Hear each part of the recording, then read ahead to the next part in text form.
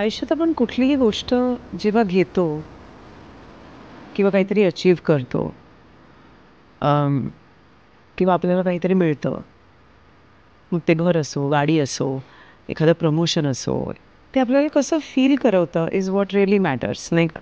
तर मला असं वाटतं की मला काय फीलिंग आहे, हे मला मिळालं आहे याची, किंवा हे मला दिलं गेलं आहे याची, ती फीलिंग खूप मॅटर करते, ती भावना खूप मॅटर करते.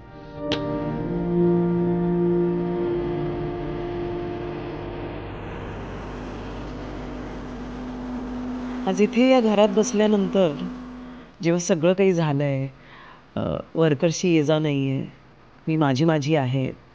माझी सकाळी मी उठते, कॉफी घेते, माझ्या एका फेवरेट कॉर्नरमध्ये जाऊन बसते. मला असं वाटतं की मला खूप काम फील होत आहे. This house has given me a lot of first already.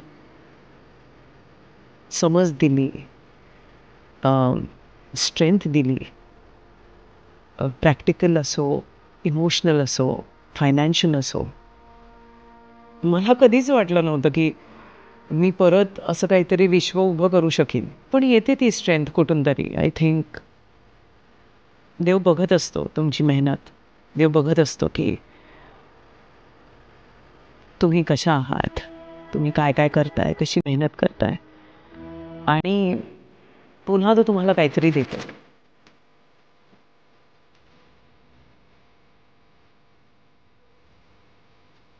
म्हणजे मला आठवत आहे की एका पॉईंटला माझं जे दुसरं घर होतं माझं आणि हिमांशूचं, आम्हाला ते रेंटवर द्यावं लागलं.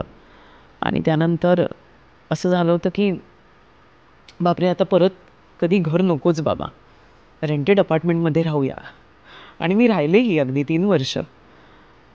काही नव्हतं तेव्हा माझ्याकडे, अगदी चंद्रमुखी 50 एक दिवस झाले होते. पण मी खरंच सांगते तुम्हाला, पैसेच नव्हते आमच्याकडे. आणि समहाऊ मला असं वाटतं की ते जे आपल्या घराचं जे स्वप्न असतं ना, ते जोपर्यंत तुम्ही करत नाही तोपर्यंत ते ते तुम्हाला सोडून जात नाही. मी असं नाही म्हणणार की ते पिच्छा करतं तुमचं, पण ते तुम्हाला सोडून जात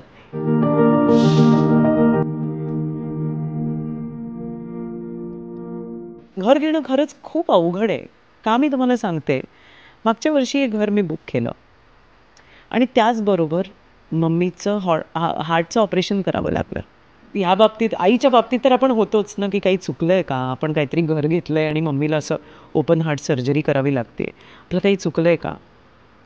झालं यार. पण आमची आयन लेडी, ती पण बाहेर आली. घराचं पोझेशन मिळालं टाईमच्या आधी. कोण देतं मुंबईत? रखडवून ठेवतात नाही तर.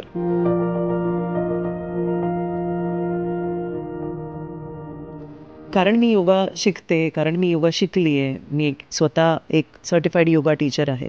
मला मॅटवर हे नाव सुचलं आणि ते नाव आहे एकम. आता एकम म्हणजे एक, जी माझ्या घराची टोटलसुद्धा आहे. आणि किती सुंदर योग आहे ना, किती सुंदर. म्हणजे माझ्याकडे तुम्ही याल तर तुम्हाला कुठल्याही प्रकारचं नंबर दिसणार नाही. अमृता खानदेलकर आणि एकम असं दिसणार आहे. ती खऱ्या अर्थाने सुरुवात आहे. किती किती गोष्टींची, छोट्या छोट्या गोष्टींची सुरुवात आहे. आणि माझं पहिलं असं घर ज्याला मी नाव देऊ शकले आहे. मी फार लाडाचं नाव आहे हे.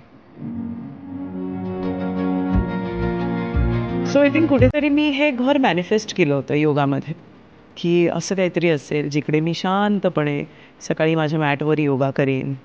माझं एक फेवरेट कॉर्नर असेल जिकडे मी शांतपणे कॉफी सिप करेन, जिथे मला कुठलीही रोकटोक नसेल.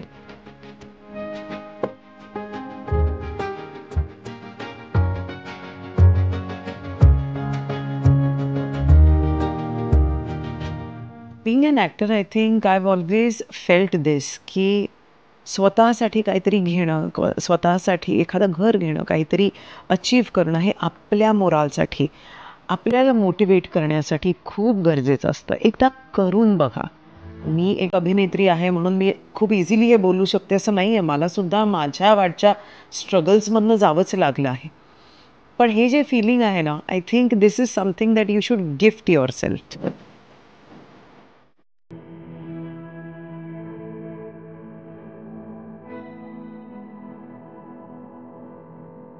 इथून आता नवीन प्रवासासाठी मी रेडी आहे आणि आय रिअली होप की आत्तापर्यंतचा जसा माझा प्रवास होता with ups and downs or what ever it is आणि तो मी अत्यंत एक आपण म्हणतो ना बेधडकपणे पार पाडला.